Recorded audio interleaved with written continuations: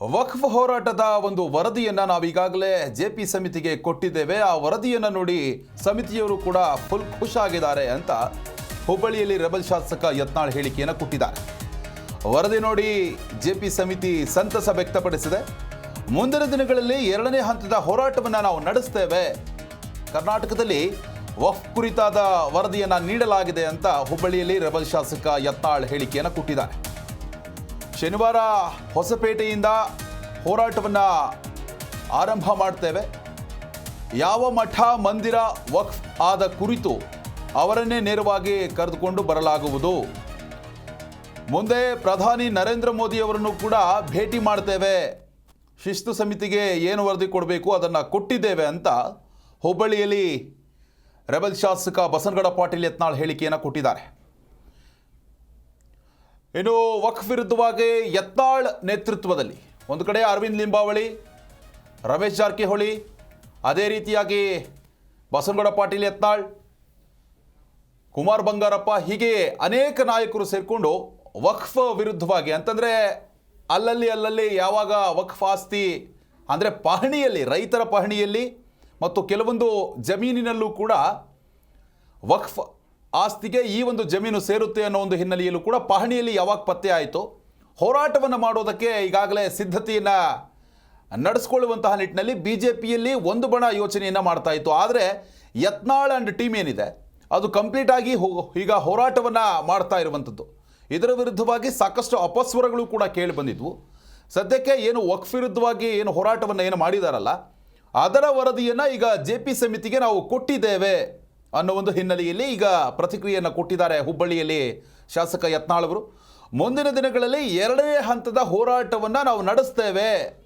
ಅಂದರೆ ಇಲ್ಲಿ ಗಮನಿಸಬೇಕಾದ ಸಂಗತಿ, ಮತ್ತೊಮ್ಮೆ ನಾವು ಇದೇ ರೀತಿಯಾದಂಥ ಹೋರಾಟ ಯಾವ್ಯಾವ ಲೀಡರ್ಗಳಿದ್ದಾರಲ್ಲ ಈಗ ಅದೇ ಲೀಡರ್ಗಳನ್ನು ಮುಂದಿಟ್ಕೊಂಡು ನಾವು ಹೋರಾಟವನ್ನು ಮಾಡ್ತೇವೆ ಅಂತ ಇಲ್ಲಿ ಯತ್ನಾಳ್ ಸ್ಪಷ್ಟಪಡಿಸ್ತಾ ಇರುವಂಥದ್ದು. ಮತ್ತೊಂದು ಕಡೆ ಇಲ್ಲಿ ವಿಜಯೇಂದ್ರ ಬಣದಲ್ಲಿ ಸಾಕಷ್ಟು ಚರ್ಚೆಗಳು ಕೂಡ ಆಗ್ತಾ ಇದೆ.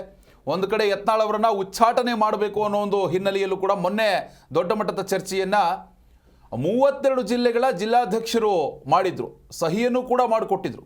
ಇಷ್ಟಾದ್ರೂ ಕೂಡ ಯತ್ನಾಳ್ ಮತ್ತೊಮ್ಮೆ ಓಪನ್ ಸ್ಟೇಟ್ಮೆಂಟ್ ಕೊಟ್ಟಿದ್ದಾರೆ. ನಾವು ಹೋರಾಟವನ್ನು ಮುಂದುವರಿಸ್ತೇವೆ ಅನ್ನೋ ಒಂದು ಹಿನ್ನೆಲೆಯಲ್ಲಿ ಅವರು ಹುಬ್ಬಳ್ಳಿಯಲ್ಲಿ ಪ್ರತಿಕ್ರಿಯೆಯನ್ನು ಕೊಟ್ಟಿರುವಂಥದ್ದು.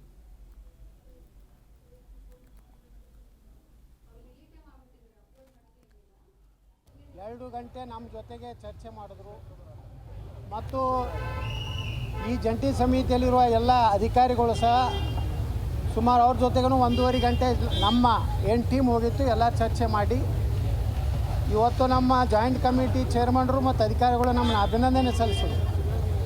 ಭಾಳ ಒಳ್ಳೆಯ ಮಾಹಿತಿಗಳನ್ನು ಬಹುಶಃ ಭಾರತ ಸರ್ಕಾರದಲ್ಲಿ ಈ ವಕ್ಫ್ ಇಟ್ಟು ಕರಾಳ ಶಾಸನ ಇದೆ.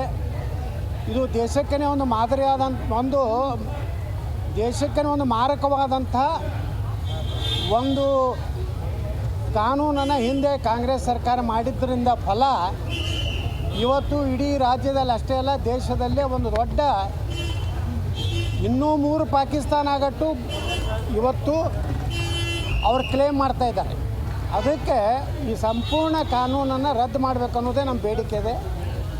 ಈ ಒಂದು ಅಧಿವೇಶನದಲ್ಲಿ ಈ ಚರ್ಚೆ ಆಗುವುದಿಲ್ಲ. ಇನ್ನು ಬಜೆಟ್ ಅಧಿವೇಶನದಲ್ಲಿ ಅದನ್ನು ತಗೋತೀನಿ ಅಂತ ಹೇಳಿದ್ದಾರೆ. ನಾವು ಇನ್ನೂ 2ನೇ ಹಂತ 3ನೇ ಹಂತ ಇಡೀ ಸಮಗ್ರ ಕರ್ನಾಟಕ ಸುತ್ತಿ ಚಾಮರಾಜನಗರವರೆಗೆ ನಮ್ಮ ಟೀಮು ರಮೇಶ್ ಜಾರಕಿಹೊಳಿ ಅವರು, ಅರವಿಂದ್ ಲಿಂಬಾವಳಿ ಅವರು, GM ಸಿದ್ದೇಶ್ ಅವರು, ಹರೀಶ್. ಜಿ ಕನ್ನಡ ನ್ಯೂಸ್ ಈಗ ನಿಮ್ಮ ಮನೆಯಲ್ಲೇ ನೋಡಿ. ಎಲ್ಲ ಕೇಬಲ್ಗಳಲ್ಲಿ ಈಗ ಲಭ್ಯ.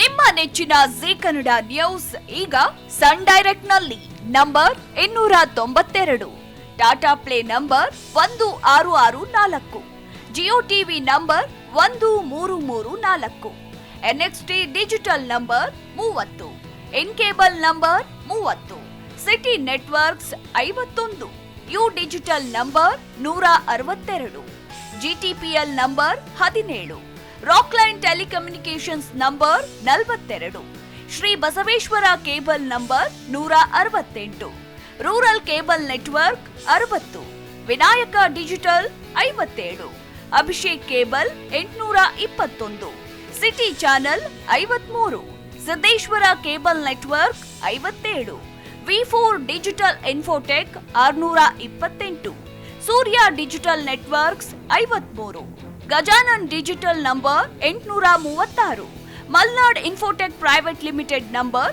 56, Metrocast number 830, victory digital number 167ರಲ್ಲಿ ನೋಡಿ ಆನಂದಿಸಿ.